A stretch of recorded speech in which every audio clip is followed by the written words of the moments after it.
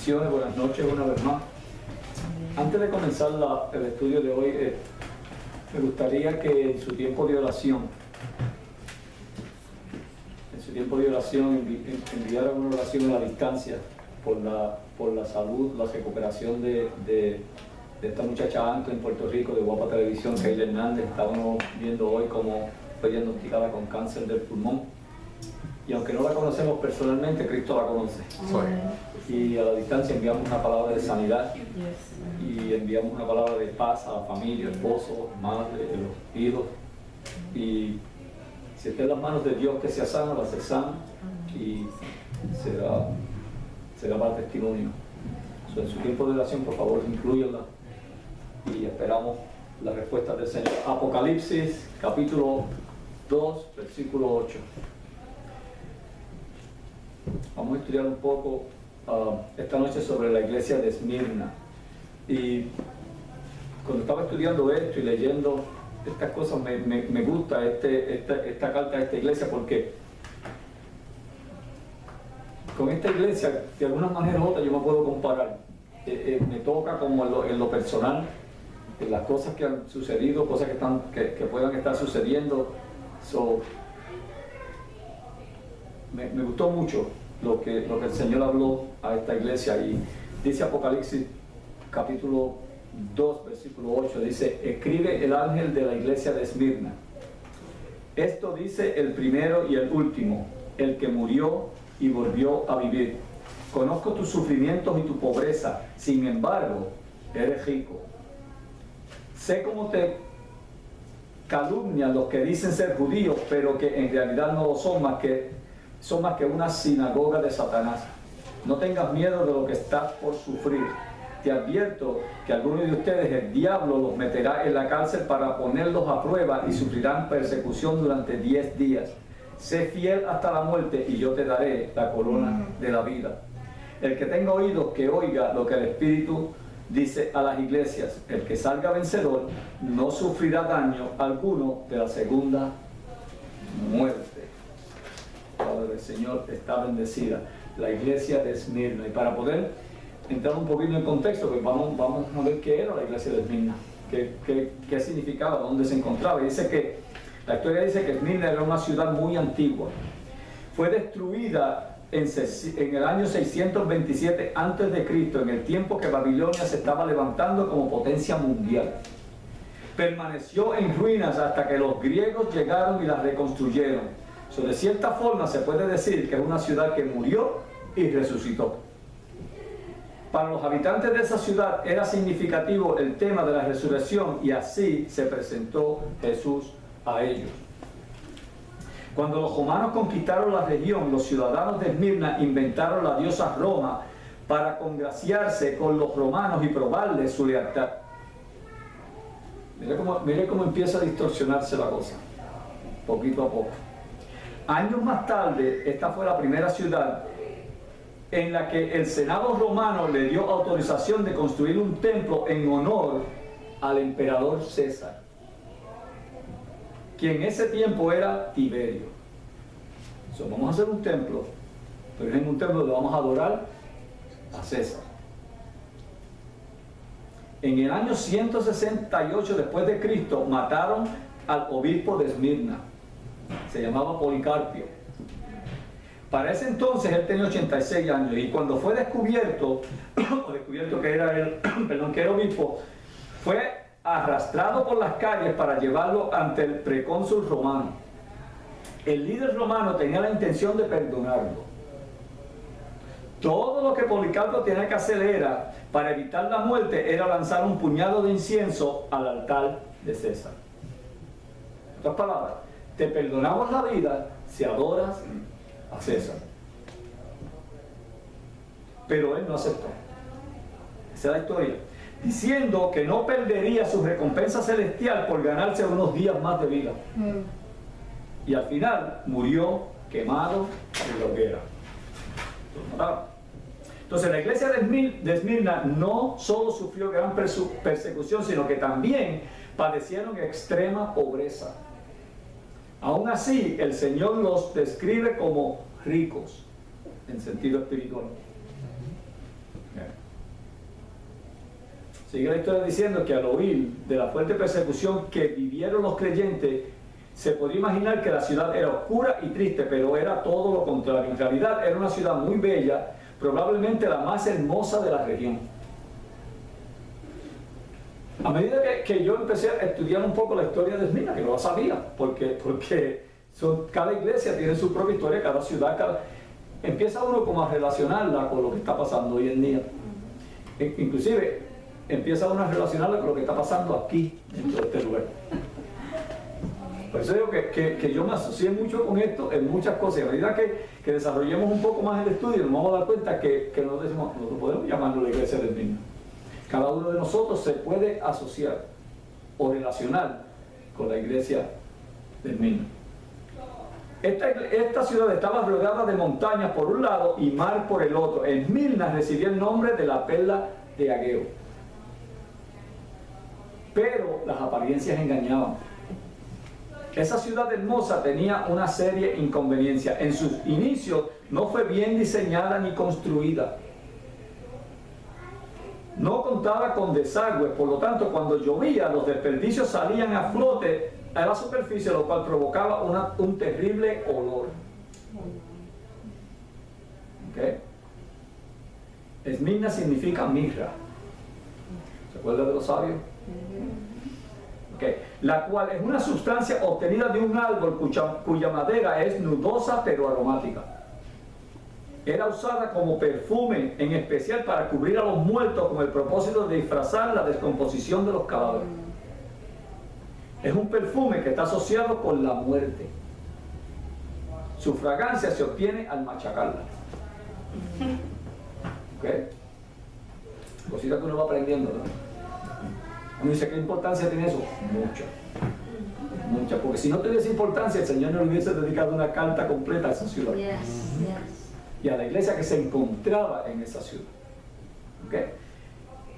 Esto que acabamos de hablar describe bastante bien lo que era la ciudad. Parecía hermosa en la superficie, pero estaba muerta por dentro. Volvemos a lo mismo. O sea, aún así de fea se veía bien por fuera, pero estaba muerta por dentro. Los creyentes de la ciudad fueron machacados con persecución, pero sacaron un agradable aroma al Señor. ¿Okay? El Señor les advierte a los creyentes de Esmirna que pasarían por tribulación. Se lo advirtió, no fue una sorpresa. Entonces la palabra que se traduce como tribulación en griego es típisis, que significa presión. Ahí la palabra tribulación significa presión. También angustia, carga, persecución o aflicción. En griego, una palabra tenía múltiples significados. Esta palabra era usada por los romanos para describir un tipo de tortura en el que ponían a la víctima bajo pesadas rocas. Iban muriendo poco a poco hasta que se asfixiaban por el peso. Esta gente era algo serio. Ellos, cuando ellos te iban a matar, te aseguraban que tú te morías. No tenías ninguna posibilidad de muerte. En esta misma palabra que Jesús mencionó en su sermón referente a los últimos tiempos, en el libro de Mateo, y vamos a Mateo 24, 9, 13, lo pueden anotar por ahí, después lo leen, pero dice de esta manera: entonces los entregarán a tribulación y los matarán. Eso es bien halagador.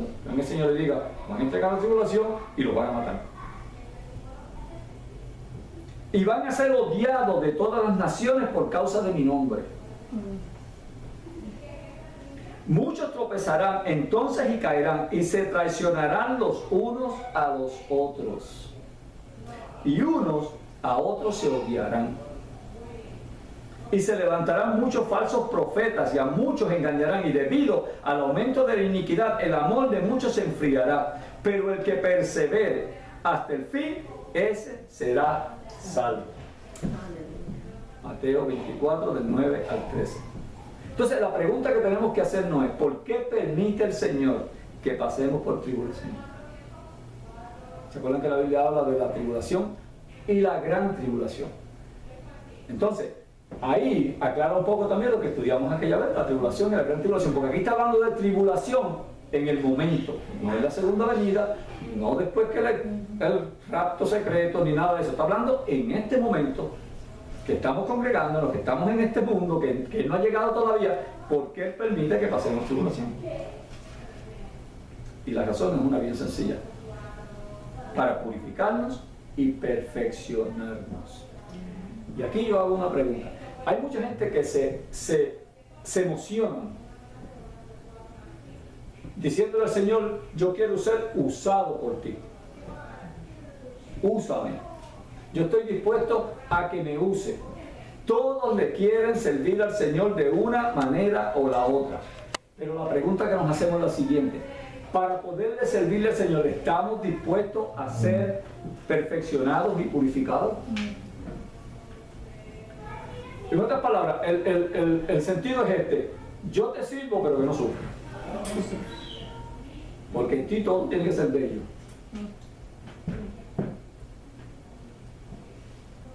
Romanos 5, 3 al 5 dice: y no solo esto, sino que también nos gloriamos en las tribulaciones, sabiendo que la tribulación produce paciencia, y la paciencia produce carácter probado, y el carácter probado produce esperanza, y la esperanza no desilusiona, porque el amor de Dios ha sido derramado en nuestros corazones por medio del Espíritu Santo que nos fue dado. También Santiago 1, del 2 al 4 dice: tengan por sumo gozo, hermanos míos, que el que los hallen en diversas pruebas, sabiendo que la prueba de nuestra fe produce paciencia, y que la paciencia tenga su perfecto resultado, para que sean perfectos y completos, sin que nos falte nada. Hasta ahora estamos viendo que de la manera de perfeccionarnos es a través de tribulaciones. Dios permite que nosotros pasemos por ciertas pruebas con la única intención de perfeccionarnos. No es el diablo, es Dios. Porque si al final de la prueba salimos victoriosos, fue Dios.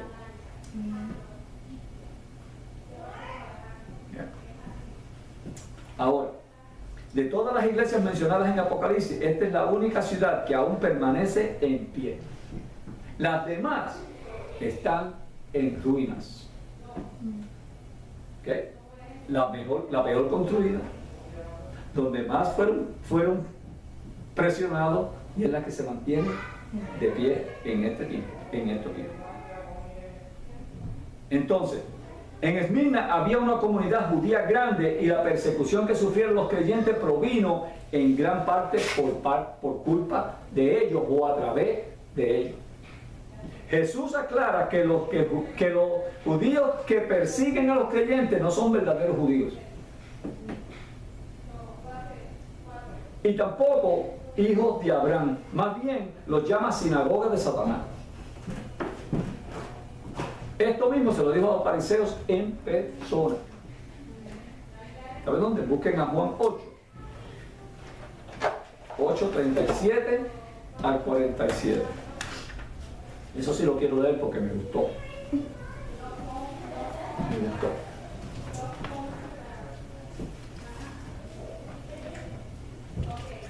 Dice: ya que ustedes son descendientes de Abraham. Yo sé que ustedes son descendientes de Abraham, dice Jesús. Sin embargo, procuran matarme porque no está en sus planes aceptar mi palabra. Vayan empezando a asociarse con este versículo. ¿Ok? Yo hablo de lo que he visto en presencia del Padre. Así también ustedes hagan lo que del Padre han escuchado. Nuestro padre es Abraham. Ellos les explicaron: si fueran hijos de Abraham, harían lo mismo que él hizo. Ustedes, en cambio, quieren matarme a mí, que les he expuesto la verdad que he recibido de parte de Dios. Abraham jamás haría semejante cosa. Las obras de ustedes son como las de su padre. Nosotros no somos hijos nacidos de prostitución, les dicen ellos. Les reclamaron: un solo padre tenemos, y es Dios mismo. ¿Qué orgullo! Hablándole a Cristo de Dios. ¿Tú entiendes? Ellos ellos hablándole a Cristo del Padre, están discutiendo con él. Él dice, usted no puede ser hijo de Dios, usted no puede ser hijo de Abraham, porque si fuesen hijo de Abraham, hicieron lo mismo que Abraham hizo. Y ellos no, de Abraham somos hijos nacidos, no somos hijos nacidos de prostitución. Le quisieron tirarle la cara a su nacimiento. Increíble. Un solo Padre tenemos y es Dios mismo, dicen ellos. Y Jesús, que tenía esa habilidad tan buena de contestar preguntas, le dice, si Dios fuese su Padre, le contestó Jesús, ustedes me amarían porque yo he venido de Dios y aquí me tienen.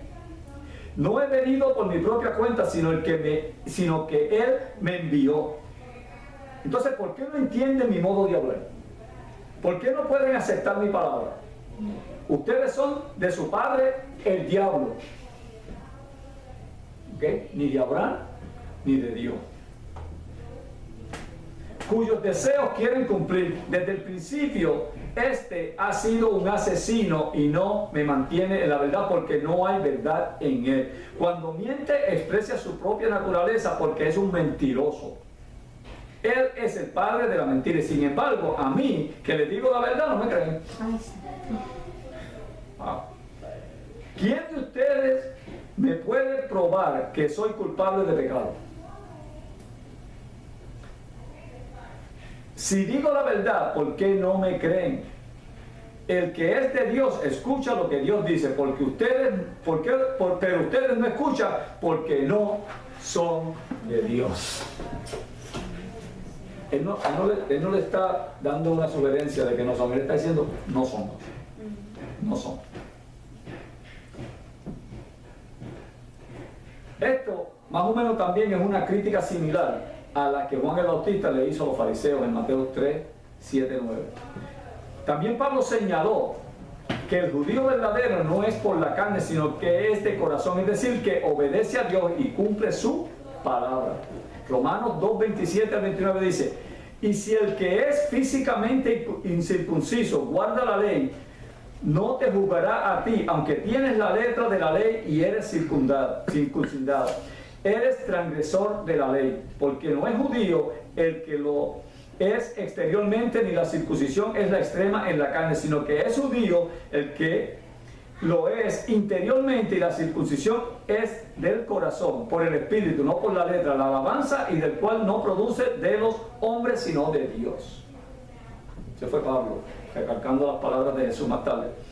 Entonces, curiosamente, las dos iglesias que fueron afligidas por la sinagoga de Satanás o perseguidas religiosamente, fueron las únicas dos que no recibieron palabras de crítica por parte del Señor Jesús, es decir, Esmirna y Filadelfia. Las dos fueron perseguidas y ninguna de las dos recibió, pero tengo en contra tuya, no dice a ninguna de estas dos. Interesante. El Señor se presenta a la iglesia de Esmirna como el primero y el último, el que estuvo muerto y ha vuelto a la vida. Cuando una persona se encuentra en medio de la persecución y la tribulación, es importante poder contar con algo que es firme e importante. Trae seguridad saber que el Señor siempre ha estado allí y siempre lo estará. En medio de tu persecución, en medio de esa situación, el Señor siempre ha estado ahí y siempre va a estar. ¿Por qué siempre va a estar ahí? Porque Él es el que nos levanta cuando nosotros flaqueamos. Porque hay situaciones que lo van a hacer a usted flaquear. Hay situaciones que usted va a doblar las rodillas. Y no necesariamente para orar. Y ahí está el Señor para levantarnos y acordarnos que primero, que Él pudo habernos puesto ahí con una intención. Y segundo, que va a estar ahí para ayudarnos a sobrepasarla y a sobrellevarla, porque Él tiene un plan más importante que la persecución que nosotros estamos pasando. Por eso me asocio con este lugar y me asocio con lo que el Señor ha hecho con nosotros, porque en medio de la persecución y en medio de los problemas es que el Señor ha hecho las cosas más grandes que yo he visto en estos lugares. A veces nosotros pasamos por una persecución y aquella persona está recibiendo un milagro de Dios.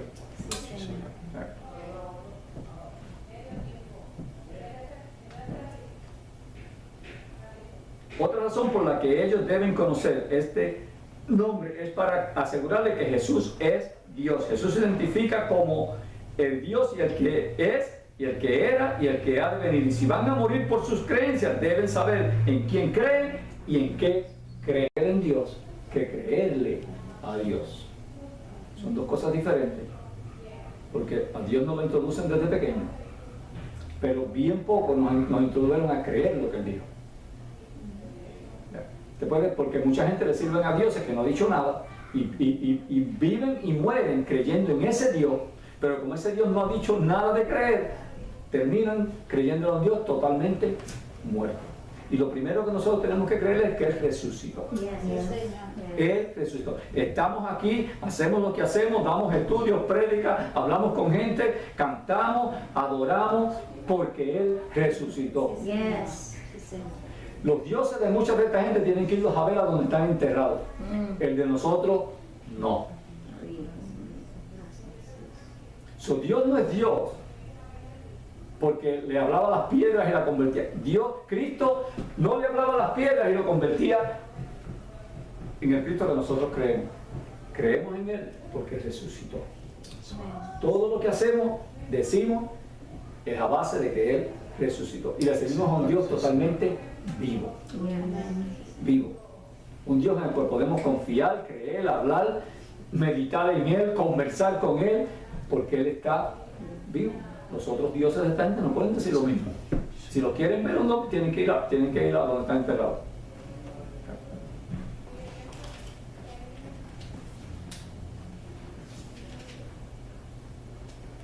Y si usted mira la descripción y lo que habla la Biblia del principio y el fin, se menciona 7 veces en la Biblia. Para mencionarse 7 veces en la Biblia tiene que ser importante. Tiene que ser importante. Pero me gusta como dice Isaías 44, de 6 a 7, dice: así dice el Señor, el Rey de Israel y su Redentor, el Señor de los ejércitos. Yo soy el primero y yo soy el último. Y fuera de mí no hay Dios. ¿Y quién como yo? Que lo proclame y lo declare, sí que en orden lo relate ante mí, desde que establecí la antigua nación, que les anuncien las cosas venideras y lo que va a acontecer. Isaías 48, 10, 12 dice: he aquí, te he purificado, pero no como la plata, no te he probado en el crisol de la aflicción. Por amor mío lo haré, porque ¿cómo podría ser profanado mi nombre, mi gloria? Pues no lo daré a otro. Oye Jacob e Israel, a quien llamé, yo soy el primero y también soy el último. Y Apocalipsis 1, 17 al 19 dice: cuando le vi, caí como muerto a sus pies, y él puso su mano derecha sobre mí diciendo: no temas, yo soy el primero y el último y el que vive, y estuve muerto, y he aquí estoy vivo por los siglos de los siglos, y tengo las llaves de la muerte y del Hades. Escribe pues las cosas que has visto, y las que son, y las que han de suceder después de estas.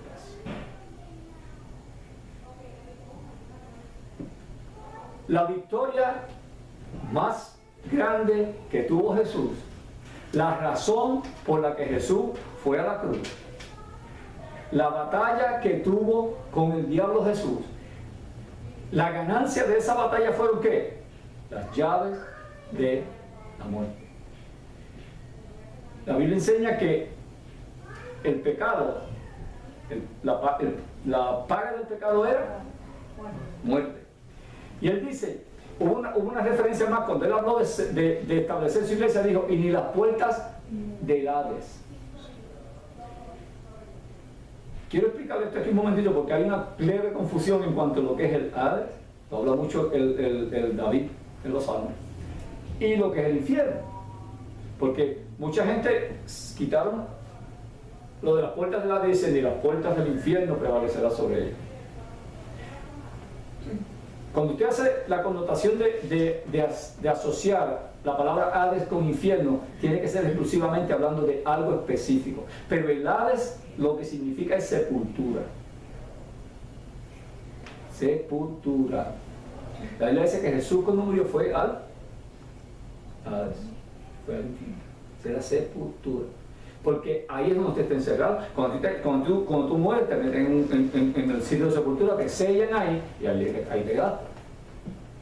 porque no puedes ir a lo que viene siendo el infierno. Yo creo que en algún momento dado vamos a tener que ampliar un poco esto del infierno y de lo que habla, porque hay un poquito de confusión en esa área. Pero la palabra Hades significa sepultura.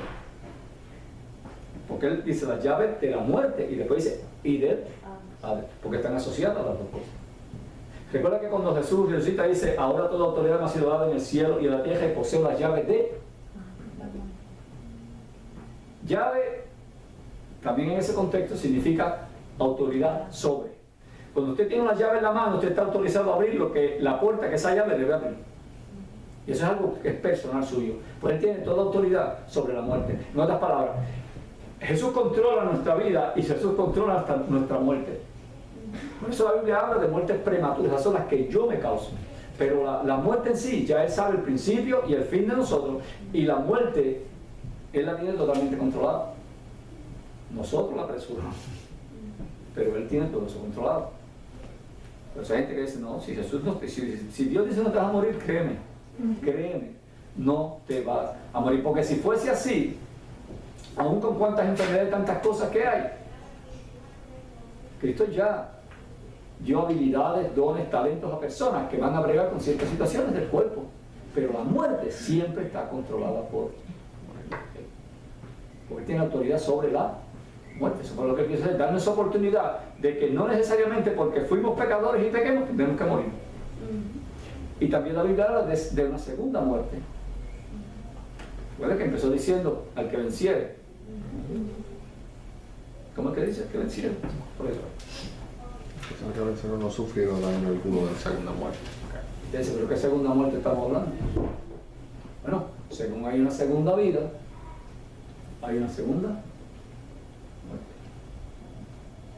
Usted puede ser resucitado en la vida de Jesús y vivir una vida eterna, como también puede ser resucitado como va a ser la segunda vida de Jesús y tener una muerte, la segunda muerte, luego usted va a ser condenado a la muerte y ya no va a volver a resucitar, porque hay gente que verdaderamente no van a ir a la gloria. ¿Se acuerdan de lo que hablamos de la guerra de Armagedón? ¿Quiénes la componían?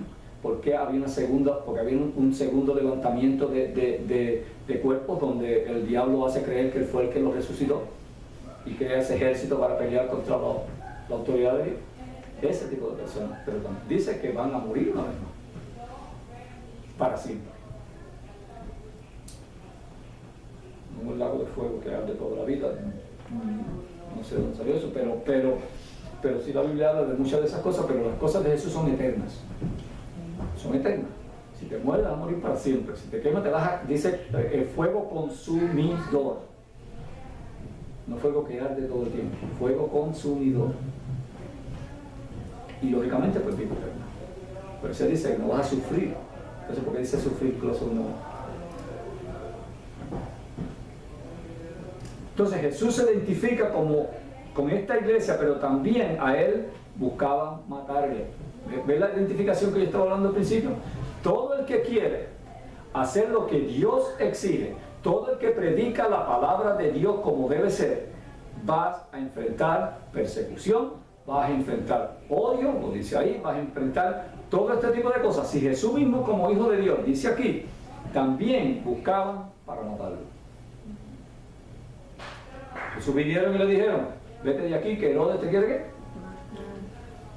Lo quiso matar cuando nació, lo quería matar cuando era grande, y al final se la dijo, lo mandó para atrás y dijo, yo lo quiero matar, pero no voy a tomar esa decisión.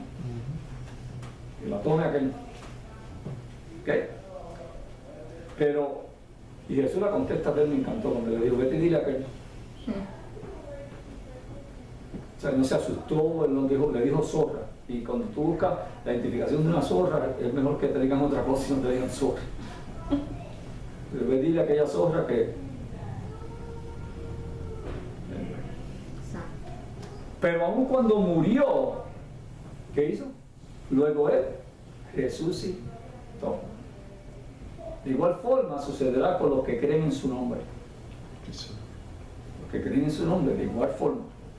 Aunque mueran, serán resucitados en su venida. Aunque mueran. Y otra vez, una vez más, Eso no quiere decir que todo el mundo va a morir. No todo el mundo está destinado a la muerte. No todo el mundo, bueno, todo depende de la venida del Señor. Pero no todo el mundo tiene que morir. No todo el mundo va a morir, como nos han dicho que, pero por ahí tenemos que pasar todo, como todos vamos a morir. No, porque Cristo hizo una promesa que Él va a regresar. Y cuando Él regrese, como yo no sé la hora que es, si regrese en este momento, yo estoy muerto. Aunque creo también que es muy posible que muchos que dicen Señor, Señor, se mueran cuando lo vean.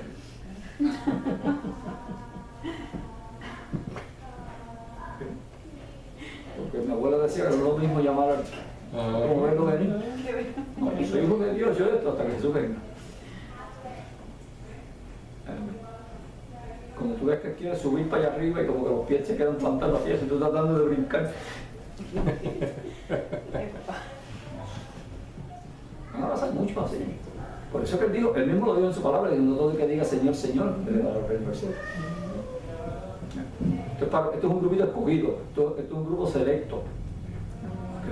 Pero ese grupo es el grupo que ha sido purificado en la prueba. Porque mucha gente hoy vive en un evangelio muy simple, un evangelio sin problemas, un evangelio muy cómodo, hasta se lo predican a la gente, mira, conviértete que se te acabaron los problemas. La palabra no es esa, mira, conviértete para que te empiecen los problemas. Porque los problemas es que lo que tú no llamabas problemas, ahora los empiezas a identificar. No hay una guerra más brutal dentro de ti hasta que tú te conviertes. O no. Si antes hacíamos lo que nos daba la gana y nadie nos lo traía a colación, pero ahora el Espíritu Santo empieza a chocar el espíritu y la carne, y algo allá adentro te dice esto no sirve, esto no sirve, esto no sirve, y tú quieres hacerlo, pero es que antes yo lo hacía como que no me molestaba, y ahora ahí es que empieza la lucha, ahí es que empieza la persecución, ahí es que empieza ese como dice, el machacando a uno, porque Dios quiere sacar lo mejor de nosotros, y de la mejor manera que saca lo mejor de uno es exprimiéndote. En el Monte de los Olivos, ¿qué era lo que hacían? La prensa de aceite, cogían ayúdame, aceituna, y mientras más las exprimían, le sacaban lo que era lo más puro. Eso es lo que Cristo hace con nosotros. Él lo dijo, los pasaré por el fuego y saldrán como oro. ¿Y qué es el fuego? No nos vamos a quemar, el fuego es esa lucha diaria que tú vas a tener. Esa lucha diaria, es lo que él está hablando aquí. Esta iglesia era una iglesia totalmente perseguida por la gente, era una iglesia que la machacaban, una iglesia que hablaban de ella, una iglesia que hasta olía mal. Sí, pues eso es lo que dice ahí. Pero ellos sacaron de lo que merecía algo como algo malo, ellos sacaron un olor al Señor. Si esto huele mal, pero a Dios le gusta, porque nosotros estamos aquí. Y nosotros no componemos la ciudad, nosotros componemos el pueblo de Dios, y el pueblo de Dios huele bien. Es el que llega a ese lugar, el que hace la diferencia. Es el que llega a ese lugar. Tú puedes ver el desorden más grande hasta que llega uno. Por lo menos se callan hasta que tú te vayas. Pero hay un ratito de silencio, un ratito de cordura. Se comportan como deberían comportarse siempre. Mira, no es el lugar el que hace un hijo de Dios, es uno el que hace el lugar, un lugar donde Dios le gustaría estar. Por eso nosotros somos transformadores de atmósfera. Llegamos a los lugares, hasta por odio no nos hablan. Y así, el día que eso suceda, dele gracias al Señor porque algo diferente. Si a ti te tratan 5, 6, 10 años después de tú decir que le sirves al Señor y tú vas a los lugares y te tratan como que nada ha pasado, como que tú no te ves diferente, hay que volver atrás y realmente pensar si estamos viviendo una vida agradable a Dios. Porque si la gente no ve el cambio, si la gente no ve la diferencia, es que no hemos cambiado. Porque hay gente que te viene y dice, wow, este fulano, pero como que no habla como él, ¿qué le pasa? No se comporta como él. Dice cosas que antes le agradaban, ahora como que no le agradan. Hay que pensar lo que se va a decir delante de él, porque todo lo discuten, todo lo cambian, todo le sacan un porqué. Este es, pero como que lo cambiaron. Empiece a alabar a Dios, que algo está pasando. Algo está pasando. Donde llega un hijo de Dios, las cosas no se pueden quedar como están. Definitivamente no se pueden quedar como están. No, tiene que dejar un reguero, como usted sabe. Tiene que dejar sendo, reguero. ¿Sabe que yo dije aquí que hay gente que hay que ponerlo? Mira, mucha gente nos han puesto ya en la tablilla hace tiempo. Si los visitamos una vez al año, están felices. Porque las fotos dicen cosas diferentes. las invitaciones que tú le haces, las conversaciones que tú tienes. Es diferente. Cuando viene aquel muchacho, esto aquí es un revuelo, pero cuando viene este es un silencio, aquí hay que hablar cosas serias. Mire, pasarla bien y entretenerse es bueno, pero de vez en cuando tiene que sentarse a tener una conversación seria. Y si el tema de discusión no es Cristo Jesús, perdimos el tiempo. Porque es imposible que personas se encuentren, especialmente cuando usted se encuentra una persona que le sirve al Señor. Es como un imán, usted sigue buscando hasta que llega al lado de esa persona. Es como los que son problemáticos. ¿No te has dado cuenta que los problemáticos van a un party y se siguen buscando y cuando tú miras, están sentados juntos? Ellos se unen, se atraen porque su personalidad los atrae. Los bochincheros, no. Cuando empiezan a mirar para el lado así y lo hacen tan bendito. Si tú sabes que están hablando de ti, si mejor si te lo dijeran al lado, están hablando de ti, que te miren y siguen acá. Y se unen, se buscan como imanes. Y el Hijo de Dios es igual. Usted es imposible que se encuentre con una persona y los días yo fui a comprarle uno. Y por poco se desenfriaron. Hago así esa conexión y esta persona nos conectamos y por ahí seguimos. Porque es imposible que usted no hable de lo que usted tiene por dentro. Si eso es lo que te va a salir por la boca, lo que está en tu corazón, ¿de qué otra cosa vas a hablar? Y los temas que no son de Dios son bien cortitos. Bien cortitos, como que es rápido. Y tú como que te empiezas a dar una cosquilla. Bueno, vamos a entrar en temas. Mira, ¿dónde te congregas? Ahí empezó todo.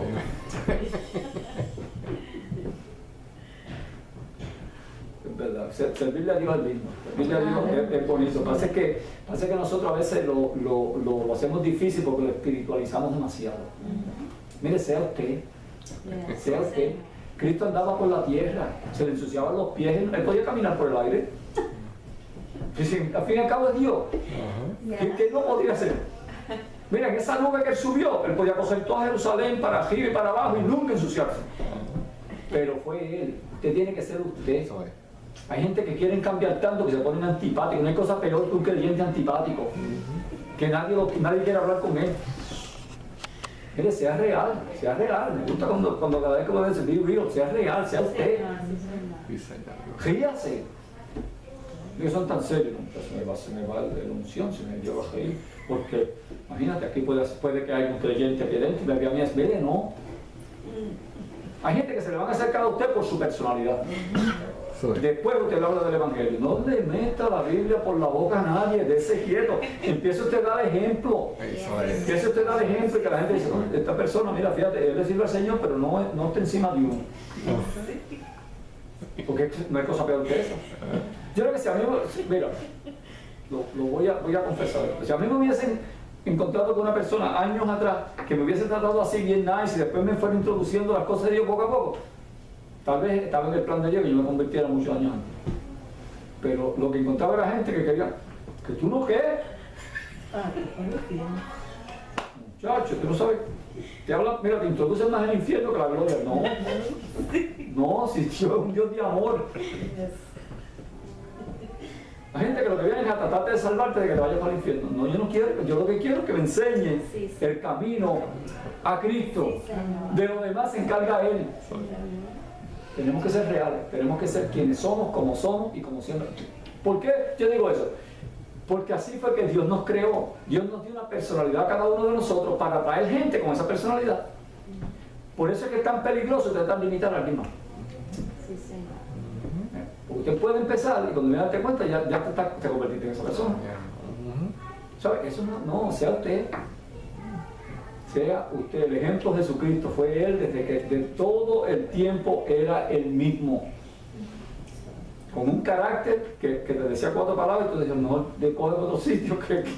Pero ahora, cuando te llega un lugar, mire, establezca el reino de Dios inmediatamente. Cambie ese lugar. Pero con su comportamiento, no con su boca. Porque el Señor lo dijo de muchos, ¿no? De labios son increíbles, pero por dentro, como les dijo a ellos. Esta gente, yo te garantizo, la gente de Esmirna no se separaban, hacía la diferencia. ¿De dónde viene? De Esmirna. Muchachos, ahí no va nadie, pero Cristo está ahí. Pero Cristo está ahí. Cristo está ahí. Al final te vamos a probar que Cristo está ahí. Seguimos. dice que al final se afirma este mensaje cuando dice que el vencedor no sufrirá segunda muerte. Para usted no sufrir segunda muerte tiene que vencer. Nunca es para el que pierde, es para el que gana. Usted puede matarse cogiendo y no le van a dar nada si pierde, por más que entrene. Por eso Pablo decía, he peleado ¿qué? La buena batalla. Saca la buena batalla, es que usted sabe que usted no va a perder. Esa batalla es buena. Y al final, dice, al final, me tiene que tocar la corona, si para eso lo hice. Pero no hay corona para el que no vence. Entonces dice, al que venciera, o al vencedor. Porque esta carrera del Evangelio no es de 100 metros, esto es de distancia. Esto es de todos los días. Más, nosotros deberíamos convertir todos los días. Eso es. Y empezar de nuevo. Y empezar de nuevo. Para asegurarnos que no se nos dañe algo, que se distorsione algo en el camino. Entonces, mire, la recompensa para quien sea fiel hasta la muerte es la corona de vida. ¿Fiel a quién? Fiel a su palabra. Eso no es fácil. Aquí está este varón que le va a decir, eso no es fácil, porque cada momento te van a tratar de sacar del camino. Por donde sea, en tu trabajo, en la calle, en la familia, te van a tratar de desviar. Al enemigo, el diablo, no le gusta que tú le sirvas a Dios. Hay que meterse eso en la mente, no le gusta, a él no le conviene, porque cada persona que se salva es una persona menos que él tiene en su ejército. Entonces va a usar lo que tenga que usar para distorsionar tu relación. Y esta corona no se refiere a la salvación. Esa no es la corona, la salvación no es la corona. Esto se refiere a una recompensa relacionada con el reino de Dios. Una recompensa relacionada con el reino. Santiago 1:12 dice, bienaventurado el hombre que persevera bajo la prueba, porque una vez que ha sido aprobado recibirá la corona de la vida que el Señor ha prometido a los que aman, o a los que lo aman. Entonces, hay varios tipos de corona. Está la corona del gobernador, eso no tiene nada que ver con eso. Y está la corona del vencedor, que ganó la carrera en los Juegos Deportivos. Ese tipo de corona son cosas que tú te ganas en el mundo. Son pasajeras, y tal vez te ganas esa y después se te pierde y no te vuelves a ganar nada más. La del Señor es permanente. Esa no la puedes perder, porque esta carrera tú no la vas a coger 2 veces. Entonces la corona que se menciona en Santiago es relacionada a un vencedor de una carrera. Por eso Pablo dijo, he ganado, he corrido la carrera, yo hice. Por el contrario, la corona de autoridad es dada a aquellos que logran resistir la tentación hasta el final. Eso lo habla Apocalipsis 3, Apocalipsis 2:10 y Apocalipsis 3:11.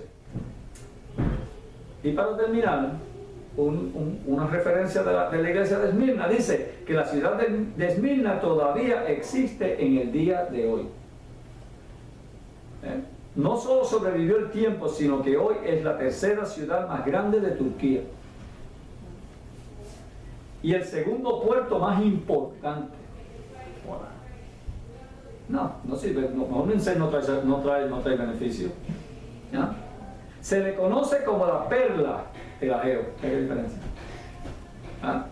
Y se le considera la ciudad más occidentalizada de Turquía en términos de sus valores, ideología y estilo de vida. Esta gente se convirtió en un ejemplo al mundo. Lo bueno de esto es que si uno quisiera visitar esta ciudad y visitar, está todavía ahí. Está todavía ahí. Muchos de estos viajes que tú oyes por ahí, vamos a ir a tal sitio, incluyen Esmirna. Porque de las 7 iglesias, es la única que todavía existe. Años y años y años. Pero uno tiene que relacionarse con esta iglesia mucho. Nosotros, yo creo que este ministerio se relaciona mucho con esta iglesia. Persecución. Lo ven como que no hay esto, que no hay aquello, que no hay lo otro. Y el Señor dice, ricos. Ricos. Ricos. Y cuando todos estos monumentos que hay por ahí se caigan, es posible que esta casita esté aquí. Tal vez nosotros no estemos aquí, pero la casa sí.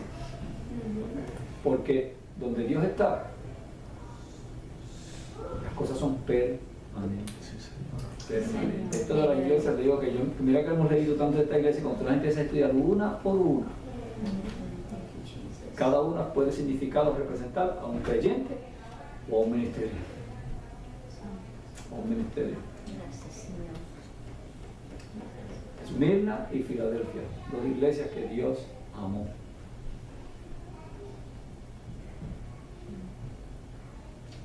Hemos aprendido algo. Pregunta.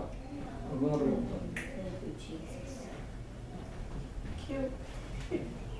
Bendiciones.